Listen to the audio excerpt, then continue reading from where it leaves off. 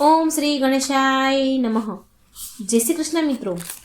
આજે આપણે સાંભળીશું માઘ માસની એકાદશી જયા એકાદશીની વ્રતકથા. ભગવાન શ્રી હરિને ખૂબ જ પ્રિય છે એકાદશીનું વ્રત. સર્વ વ્રતોમાં ઉત્તમ છે એકાદશીનું વ્રત.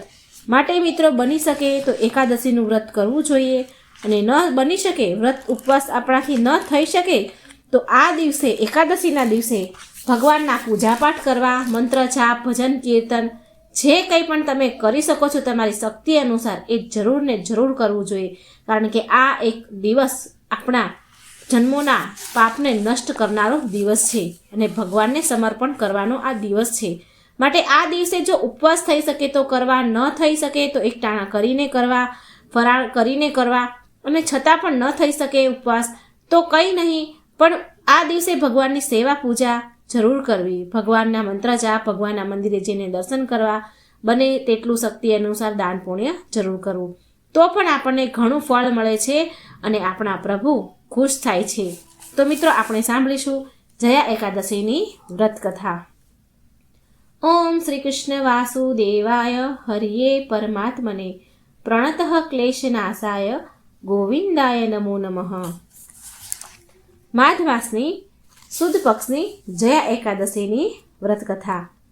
યુધિષ્ઠિર રાજા પૂછવા લાગ્યા, હે કૃષ્ણ, નહીં માપી શકાય એવા મનવાળા જગતના પતિ અને હે આદિદેવ કૃષ્ણ, સ્વેદજ એટલે કે પરસેવાથી થનારા પ્રાણીઓ, અંડજ એટલે કે ઈંડામાંથી થનારા પ્રાણીઓ, ઉદબીજ એટલે કે પૃથ્વી ફોડીને બહાર નીકળનારા વૃક્ષાદી, તથા જરાયુજ એટલે કે ઓરની અંદર વીંટાયેલા પ્રાણીઓ, તે સર્વ પ્રાણીઓનું સારું કરનારા, વિરુદ્ધ કરનારા, પાળનારા અને ક્ષય કરનારા તમોએ મહામાસના કૃષ્ણ પક્ષની ષટતિલા નામની એકાદશી તો મને તમે કહી, પરંતુ માઘ માસની મહામાસની શુક્લ પક્ષની એકાદશી પ્રસન્નતાથી કહો.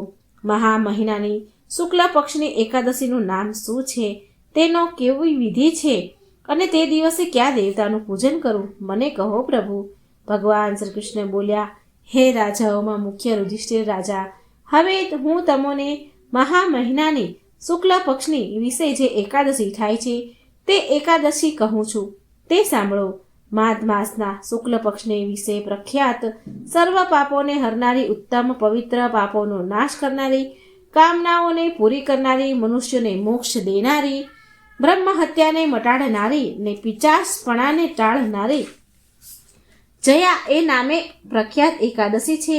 આ એકાદશીનું વ્રત કરવાથી લોકોને પ્રેતપણાને પામતા નથી, પ્રેત યોનિમાં જતા નથી, એનો મતલબ છે અર્થાત મોક્ષને પામે છે. આ એકાદશીથી કોઈ પણ એકાદશી અતિ શ્રેષ્ઠ, પાપને હરનારી અને મોક્ષને દેનારી નથી. આ જ કારણથી હે યુધિષ્ઠિર રાજા, આ એકાદશી મનુષ્યએ કરવી જ જોઈએ, પ્રયત્નથી કરવી જ જોઈએ. હે રાજાઓમાં યુધિષ્ઠિર શ્રેષ્ઠ રાજા, હું તમને આ એકાદશીની સુંદર એવી પુરાણમાં કહેલી કથા કહું છું, તે સાંભળો. મેં આ એકાદશીનો મહિમા પદ્મ પુરાણની અંદર કહેલો છે.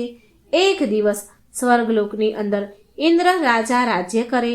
તે મનોહર લોકને વિશે અમૃત પીવામાં પ્રીતિવાળા અને અપ્સરાઓના સમૂહે સેવેલા દેવો સુખ વડે વસતા હતા.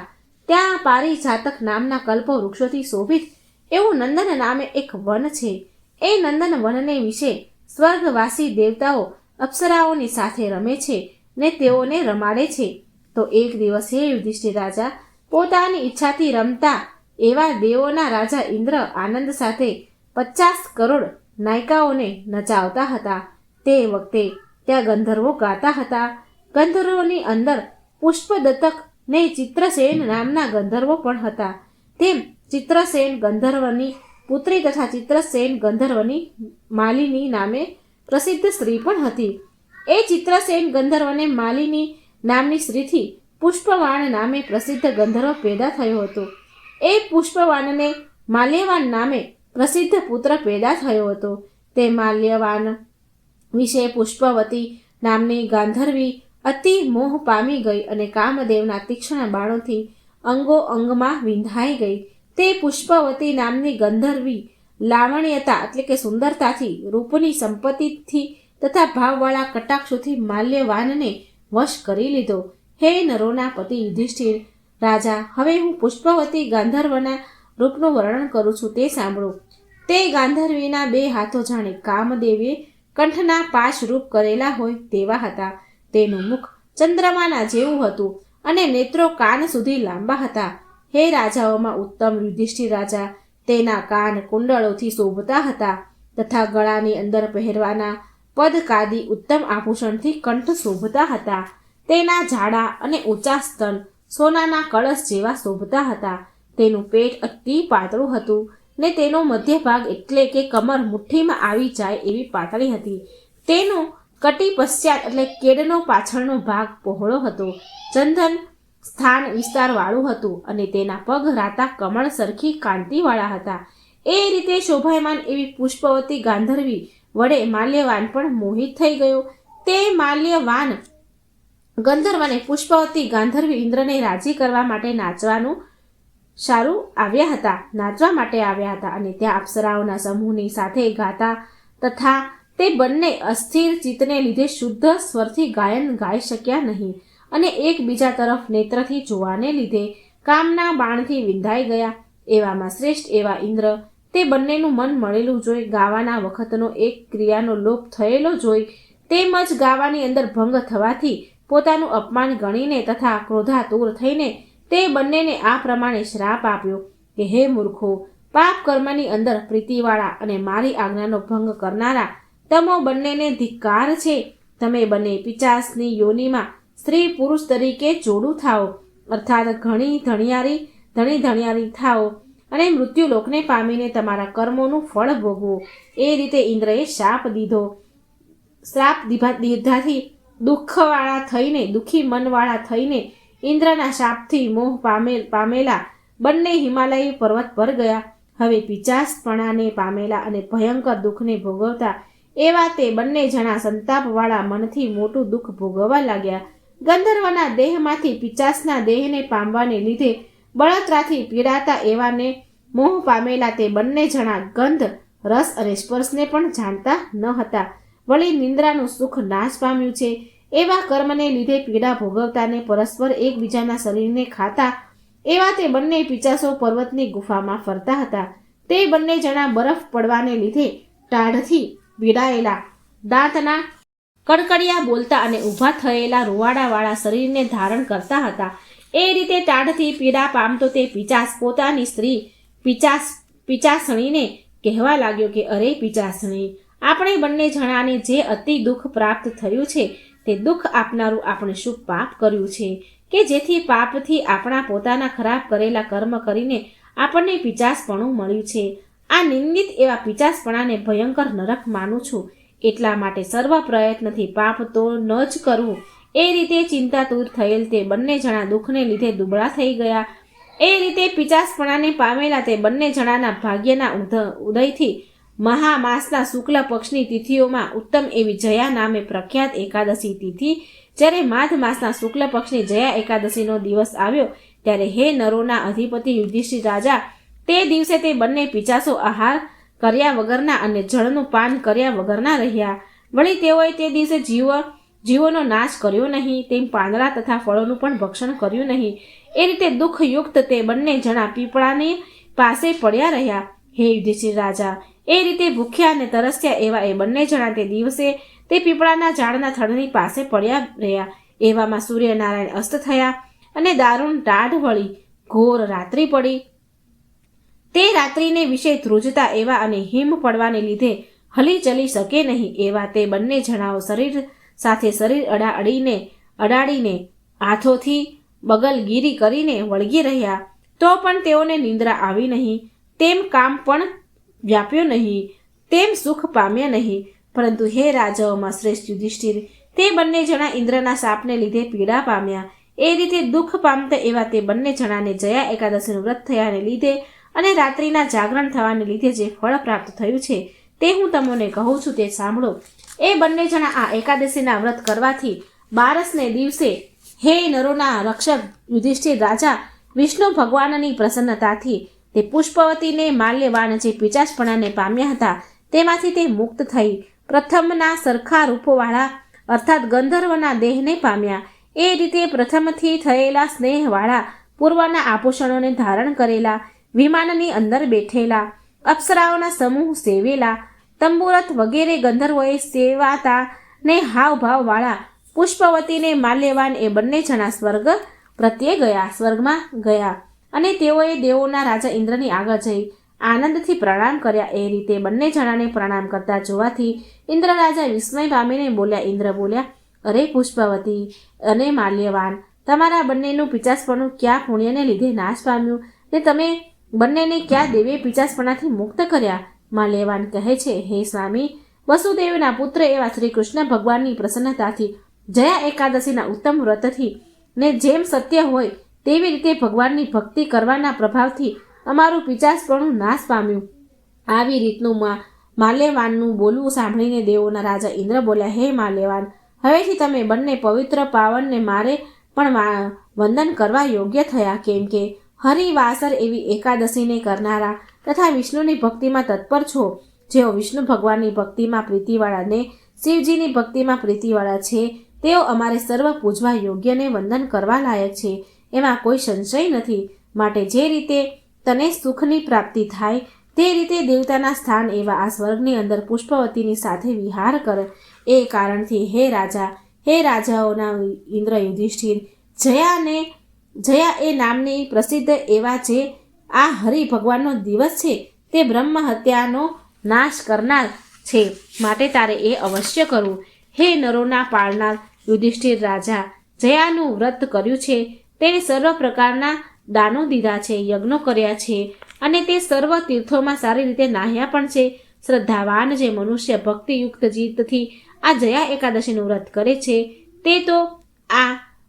તે આજે 100 કરોડ કલ્પ સુધી વૈકુંઠ લોકની અંદર જરૂર આનંદ સાથે વાસ કરે છે. હે ધર્મરાજા, આ જયા એકાદશીનો પાઠ કરવાથી સાંભળવાથી અગ્નિહોષ્ટ નામના યજ્ઞના ફળને પામે છે, એમાં કોઈ સંશય નથી.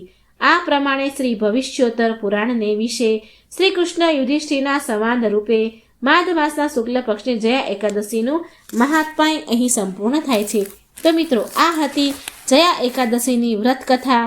જો તમને મિત્રો વિડીયો સારો લાગે તો લાઇક કરજો, શેર કરજો અને આ ચેનલને સબસ્ક્રાઈબ કરવાનું ભૂલશો નહીં. તમે છેલ્લે અંતમાં મિત્રો સાંભળ્યું, ભગવાન શ્રી કૃષ્ણએ કહ્યું છે કે જે માત્ર આ એકાદશી કથા સાંભળે છે તો તેને પણ અગ્નિહોષ્ટ યોત્રી યજ્ઞ કરવાનું ફળ મળે છે. તો મિત્રો, આપણા થકી જો કોઈ વ્યક્તિ એકાદશીની કથા સાંભળશે તો સમજો કે તમને કેટલું પુણ્ય મળશે. તો આ પુણ્યના ભાગીદાર જરૂર બનજો અને આ વ્રત કથા બને એટલી શેર જરૂર કરજો. એનું પુણ્ય ફળ તમને જરૂર મળશે. એકાદશી માતાની આજે આપણે વાર્તા સાંભળીશું. 2 ડોસીમાની એક કથા છે આ.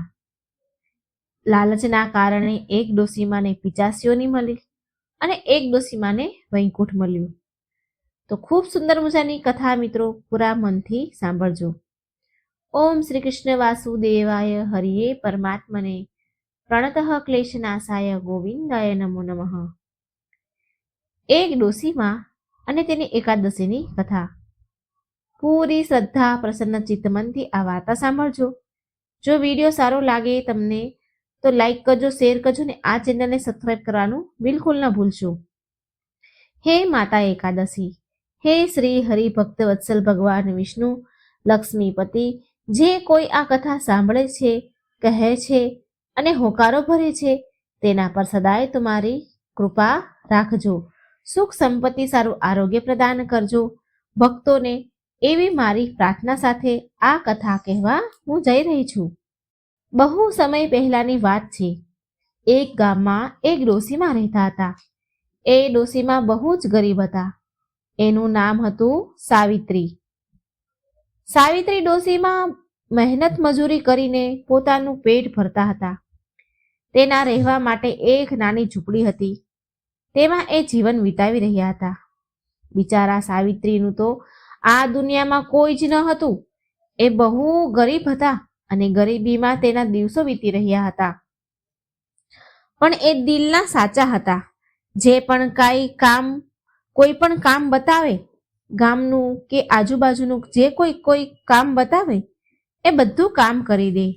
કેમ કે બિચારીનું આ કોઈ હતું જ નહીં, પોતાનું તો હતું જ નહીં. જે લોકો તેને મહેનત મજૂરીના પૈસા આપે એનાથી જ એના ઘરનું ગુજરાન ચાલે. ગુજરાન ચલાવતા હતા આ બધા કામકાજ કરી.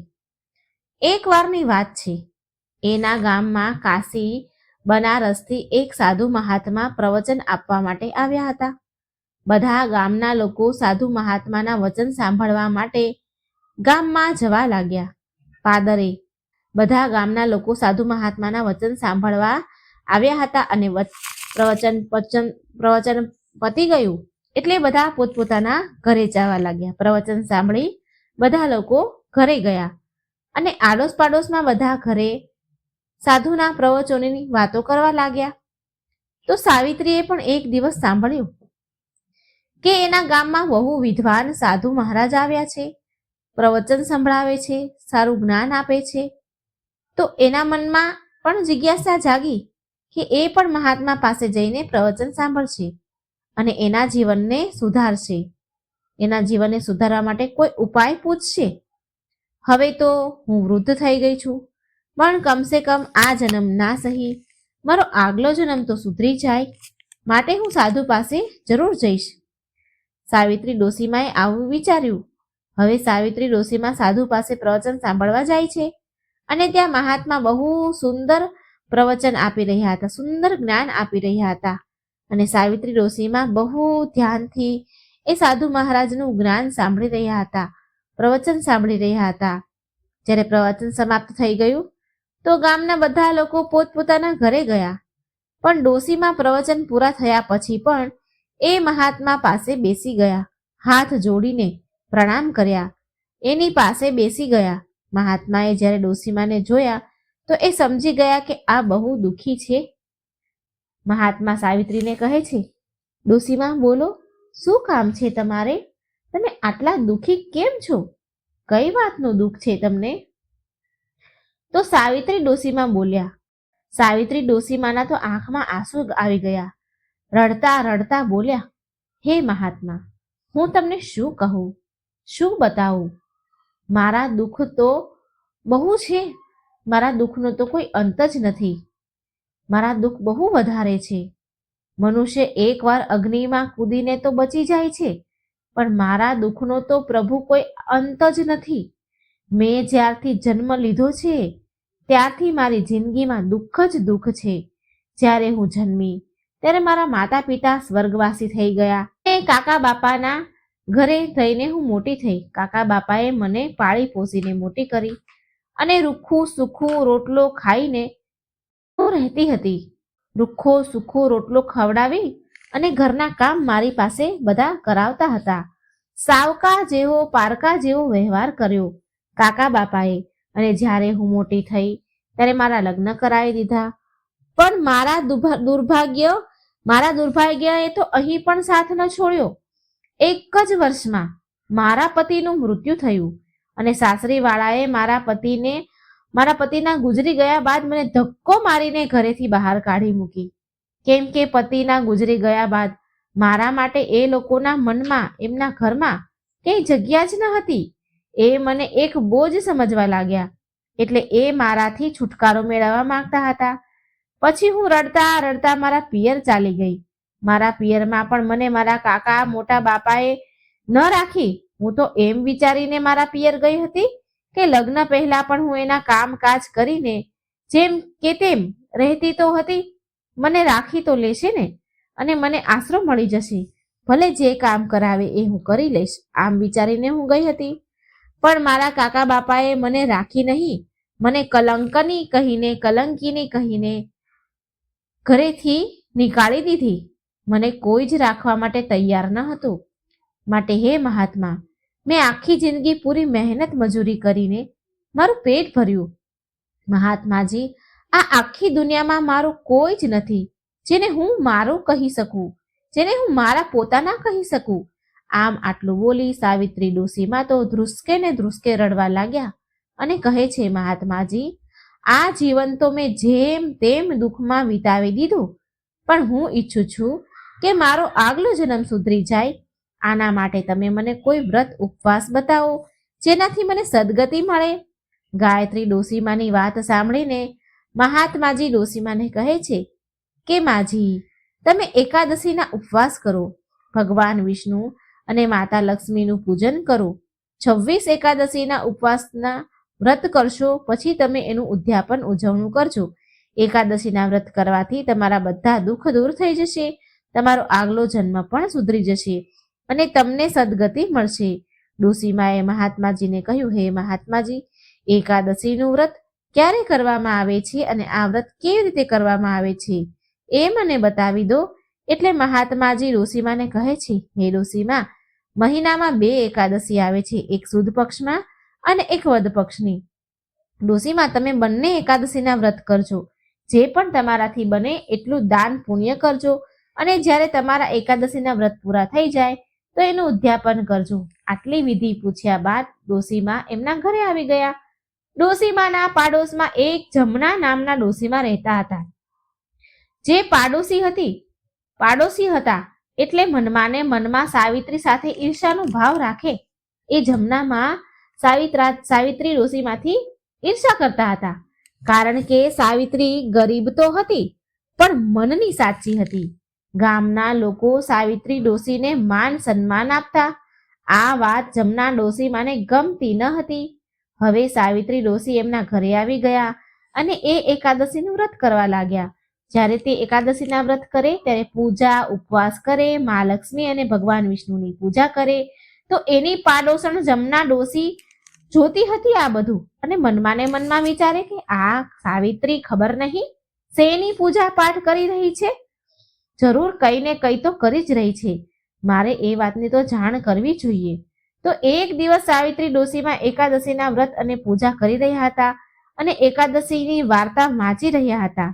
તો તેની પાડોશણ જમના ડોસી એની પાસે આવી અને કહેવા લાગ્યા, અરે બહેન, આ શું કરી રહ્યા છો? ક્યાં વ્રત ઉપવાસ કરી રહ્યા છો અને ક્યાં દેવતાનું પૂજન કરી રહ્યા છો? મને કહો. ત્યારે સાવિત્રીએ જમના માને કહ્યું, બહેન, હું તો એકાદશીનો ઉપવાસ કરું છું, ભગવાન વિષ્ણુ અને માતા લક્ષ્મીનું પૂજન કરું છું. આ વ્રતને કરવાથી આપણો આગલો જન્મ સુધરી જાય છે અને મર્યા બાદ મોક્ષ મળે છે અને જીવનભરના પાપ ધોવાઈ જાય છે. ઘરમાં ધન ધાન્યના ભંડાર ભરાઈ જાય છે. મૃત્યુ બાદ સ્વર્ગની પ્રાપ્તિ થાય છે. આ સાંભળી જમના ડોસી બોલી, સાવિત્રી બહેન, આ વ્રત કેવી રીતે કરવામાં આવે છે? મને પણ આ વ્રતની વિધિ કહો. એટલે સાવિત્રી ડોસીમાં બોલ્યા કે બહેન, મહિનામાં 2 વાર એકાદશી આવે છે, એક વદ પક્ષ અને એક સુદ પક્ષની. આ બંને એકાદશીએ ઉપવાસ કરવો પડે છે. આ એકાદશીના વ્રતમાં અન્ન ન ખાવું જોઈએ, ભગવાન વિષ્ણુ અને માતા લક્ષ્મીનું પૂજન કરવું, ઘીનો દીવો કરવો અને રાત્રે જાગરણ ભજન કીર્તનમાં વિતાવી રાતે જાગરણ કરવું. 26 એકાદશીનો ઉપવાસ કર્યા બાદ વ્રતનું ઉદ્યાપન કરવું. ઉદ્યાપનમાં જે 26 એકાદશી હોય છે, જ્યારે અધિક માસ હોય છે ત્યારે 26 એકાદશી હોય છે, એટલે 26 જોડી બ્રાહ્મણોને જમાડવા, પોતાના સામર્થ અનુસાર દાન દક્ષિણા દેવી. એટલે જમનામાં કહે છે, બહેન, તમને આ વ્રત કોણે બતાવ્યું? એટલે સાવિત્રી ડોસીમાં બોલ્યા કે જમના બહેન, આપણા ગામમાં મહાત્માજી આવ્યા હતા પ્રવચન દેવા, જ્ઞાન આપવા. તેમણે મને આ વિધિ કહી છે અને એ જ વિધિ મેં તમને કહી છે. બહેન, તમે પણ એકાદશીના વ્રત કરો અને તમારું જીવન સુધારી લો. આ સાંભળી જમના ડોસી એના ઘરે પાછા ચાલ્યા ગયા. પાછો કોઈ પ્રશ્ન જમના ડોસીમાના મનમાં આવ્યો અને પાછા તે સાવિત્રી ડોસીમા પાસે આવ્યા અને પૂછ્યું કે સાવિત્રી બહેન, તમારી કેટલી એકાદશી થઈ છે? તો સાવિત્રી ડોસીમા બોલ્યા કે મારી તો 14 એકાદશીના વ્રત પૂરા થયા છે, હવે થોડા વ્રત બાકી છે. એ દિવસથી જ જમના ડોસીમાં સાવિત્રીમાં સાથે એકાદશીના ઉપવાસ કરવા લાગ્યા. ભગવાન વિષ્ણુ અને માતા લક્ષ્મીનું પૂજન કરવા લાગ્યા, કારણ કે જમના માનું મન તો એક જગ્યાએ ટકતું જ ન હતું. એ તો માત્ર દેખાદેખીમાં સાવિત્રીમાં સાથે દેખાદેખી કરવા માટે એકાદશીનું વ્રત કરતા હતા, કેમ કે સાવિત્રીનું માન સન્માન વધી રહ્યું હતું અને તેના ઘરમાં ધનની કમી ન રહી હતી. તેનું ગુજરાન પણ સારી રીતે થવા લાગ્યું હતું. ભગવાનની કૃપા તેના પર વરસવા લાગી. ત્યારે આ બધું જોઈ જમનામાં વિચાર કરવા લાગ્યા કે હું જો ઉપવાસ કરીશ તો ભગવાનની કૃપા મારા ઉપર પણ થશે. તેના મનમાં ક્યાંક ને ક્યાંક લાલચ હતી. હવે જ્યારે સાવિત્રી માની 26 એકાદશીના વ્રત પૂરા થઈ ગયા તો તે દિવસે સાવિત્રી ડોસીમાએ એકાદશીના વ્રતનું ઉદ્યાપન ઉજવણું કરી રહ્યા હતા. એ ગામમાં 26 બ્રાહ્મણો હતા. એ ગામમાંથી 26 બ્રાહ્મણોને જમવાનું નોતરું આપીને આવ્યા અને સાવિત્રી ડોસીમાએ તેના પૂરા આંગણાને ગાયના છાણથી લીપી દીધી. પછી તેણે શુદ્ધ શાકાહારી ભોજન બનાવ્યું. ભોજન બનાવ્યા બાદ પૂજા પાઠ કરી. પછી જે બ્રાહ્મણોને નિમંત્રણ આપ્યું હતું તે ભોજન માટે આવ્યા, બોલાવ્યા તો ભોજન માટે આવ્યા. બ્રાહ્મણોને ભોજન કરાવ્યું તેમની પત્નીઓ સાથે. પછી ડોસીમાએ તેને આદર સન્માન આપ્યા, સરસ જમાડ્યા, આદર સન્માન આપ્યા, પ્રેમથી ભોજન કરાવ્યું, પીરસ્યું, પ્રેમથી ખવડાવ્યું. હવે ભોજન કરાવ્યા બાદ તેના સામર્થ્ય અનુસાર અન્ન, વસ્ત્ર, પૈસા દાન આપ્યા. હવે જો જમના ડોસી હતા એ સવારથી સાવિત્રીની ઝૂંપડી તરફ જોઈ રહ્યા હતા. એની નજર તો ત્યાં જ ટકેલી હતી. એ મનમાં ને મનમાં વિચાર કરવા લાગ્યા કે આજ તો મારી પાડોશણ સાવિત્રીના 26 એકાદશીના વ્રત પૂરા થઈ ગયા છે. હવે મને કોણ એકાદશીની કથા સંભળાવશે અને કોણ મને એકાદશીના વ્રતની પૂજા કરાવશે? એ દિવસે જમના માનું મન દુઃખી થઈ રહ્યું હતું. તેને એ દિવસે ઊંઘ પણ ન આવતી હતી. ત્યારે અડધી રાત્રે એ જુએ છે કે સાવિત્રી માના આંગણામાં બહુ પ્રકાશ પડી રહ્યો છે અને જમના મા તેની ઝૂંપડીમાંથી નીકળીને જોવા લાગ્યા. જમના માએ જ્યારે જોયું તો તેને વિશ્વાસ ન થયો કે સાવિત્રી ડોસીમાને લેવા માટે એક વિમાન આવ્યું છે. સાવિત્રી માં દિવ્ય વસ્ત્ર અને દિવ્ય આભૂષણ પહેરીને વિમાનમાં બેસી ગઈ.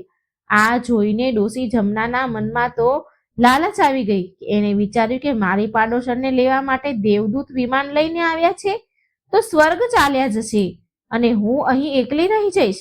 મારે પણ આ વિમાનમાં લટકીને ચાલ્યું જવું જોઈએ. હવે જે જમનામાં હતા તે ધાબળો ઓઢીને આવ્યા અને એ ચૂપચાપ સંતાઈને આવ્યા અને વિમાનની પાછળ લટકી ગયા. જ્યારે દેવદૂત વિમાનને લઈને પરલોક જવા લાગ્યા તો દેવદૂતને વિમાનમાં ઝટકા વાગવા લાગ્યા. ત્યારે તેમણે જોયું તો વિમાન પાછળ એક ડોસીમાં લટકેલા છે. ત્યારે ત્યાં આકાશવાણી થઈ. આકાશવાણી એવી થઈ કે આ ડોસીના મનમાં લાલચ જાગી છે. તેને હજી સુધી 26 એકાદશીના વ્રત પૂરા નથી કર્યા માટે તેને સ્વર્ગ ન મળી શકે.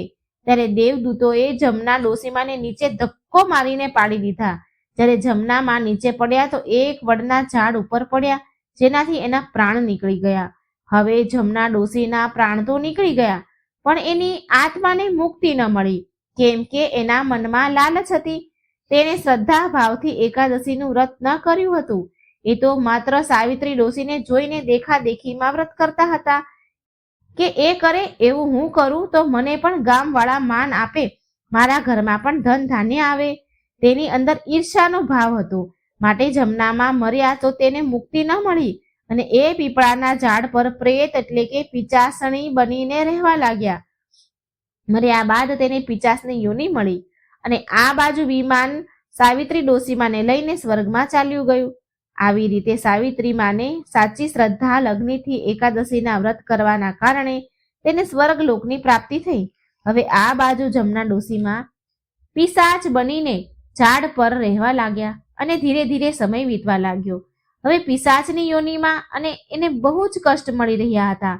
હવે એક વારની વાત છે કે ગામની અમુક સ્ત્રીઓ એકાદશીના વ્રત કરતા હતા.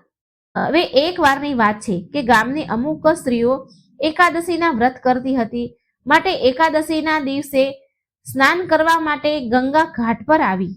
એ જ ગંગાના ઘાટ પર વડનું એક ઝાડ હતું. એ ઝાડમાંથી અમુક અજીબ અજીબ અવાજ આવતા હતા. સ્ત્રીઓએ એ અજીબ અજીબ અવાજ સાંભળ્યો. ગામની સ્ત્રીઓએ અવાજને સાંભળીને ડરી ગઈ અને બોલી કે ચાલો ચાલો બહેનો, પાછા ચાલો અહીંથી. લાગે છે કે વડના ઝાડ પર કોઈ ભૂત પ્રેત ડાકણ કે હોય એવું લાગી રહ્યું છે, કોઈ પિચાસ હોય એવું લાગે છે.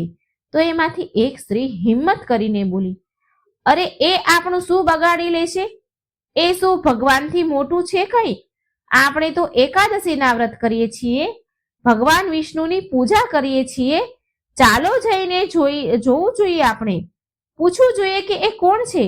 ત્યારે બધી સ્ત્રીઓ હિંમત કરીને આગળ વધી એ વડના ઝાડ પાસે ગઈ અને પૂછવા લાગી, અરે તમે કોણ છો? ભૂત છો, પ્રેત છો, ડાકણ છો, પિશાચ છો, કોણ છો? અમારાથી તમને શું જોઈએ છે? ત્યારે એ પિશાચની બનેલી જમના ડોસી બોલ્યા, બહેનો, હું આ ઝાડ પર રહું છું અને પિશાચની યોનિમાં છું. પછી જમના માએ તેની પૂરા જીવનની ઘટના એ સ્ત્રીઓને કહી સંભળાવી. કેવી રીતે તેણે એકાદશીનું વ્રત કર્યું અને કેવી રીતે વિમાનમાં લટક્યા અને દેવદૂતોએ એમને ધક્કો મારીને નીચે પાડ્યા. આ બધી જ ઘટના સ્ત્રીઓને સંભળાવી. આ સાંભળીને એ સ્ત્રીઓ બોલી કે તમે પિશાચીઓનીમાં દુઃખ ભોગવી રહ્યા છો, પણ તમારે અમારી પાસેથી શું જોઈએ છે? ત્યારે જમનામાં બોલ્યા, બહેનો, તમે મને મુક્તિ અપાવી શકો છો જો તમે મને તમારી એકાદશીના વ્રતના ફળ મને આપશો તો મને મુક્તિ મળી જશે. ત્યારે એ સમયે એ 12-13 સ્ત્રીઓ હતી ત્યાં. તેમાંથી એક સ્ત્રી બહુ સમજદાર, વ્યવહારિક, જ્ઞાનવાળી હતી. બહુ પૂજા પાઠ કરનારી, સત્સંગ કરનારી હતી. એણે તેની સાથે આવેલી બહેનોને કહ્યું, અરે બહેનો, જો આપણા વ્રતના ફળ આપવાથી આ પિશાચનીને મુક્તિ મળી જાય છે તો આપણે આ ધર્મનું કામ જરૂર કરવું જોઈએ.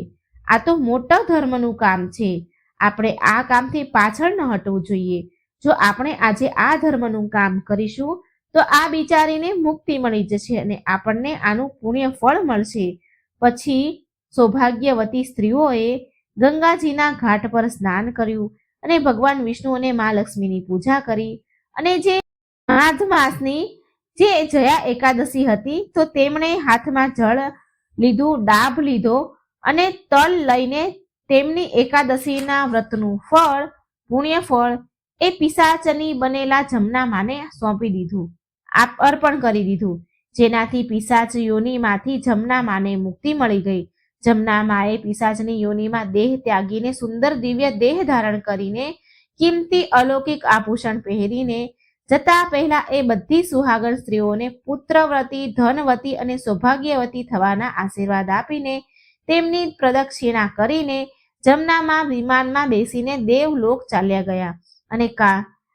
અને આ કારણે એ બધી સ્ત્રીઓ બધા સુખોથી પરિપૂર્ણ થઈ અને તેમના જીવનમાં ખુશહાલી આવી. જેને પુત્ર સંતાન ન હતા તેમને સંતાન થયા, જેના ઘરમાં અન્નધન ન હતા તેમને અન્નધનના ભંડાર ભરાઈ ગયા. અને પછી એ બધી સ્ત્રીઓ સમસ્ત સુખને ભોગવીને મૃત્યુ બાદ વિષ્ણુ લોકને પ્રાપ્ત થઈ. તો મિત્રો, આ હતી એકાદશીના વ્રતનો મહિમા. હે ભગવાન વિષ્ણુ, હે મા લક્ષ્મી, જેવી તમે સાવિત્રી મા પર કૃપા કરી અને સ્વર્ગની પ્રાપ્તિ થઈ તેવી બધાની મનોકામના પૂરી કરજો.